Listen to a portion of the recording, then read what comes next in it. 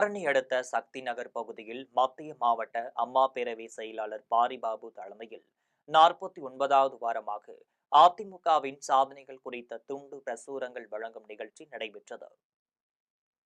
திருவண்ணாமலை மாவட்டம் ஆரணி அருகே விலை சித்தேரி சேத்துப்பட்டு சாலையில் சக்தி நகர் பகுதியில் மத்திய மாவட்ட அம்மா பேரவை சார்பில் அதிமுக ஆட்சியில் செயல்படுத்திய மக்கள் நலத்திட்டங்கள் குறித்து 49வது வாரமாக துண்டு பிரசுரங்கள் வழங்கும் நிகழ்ச்சி மத்திய மாவட்ட அம்மா பேரவை செயலாளர் பாரிபாபு தலைமையில் நடைபெற்றது.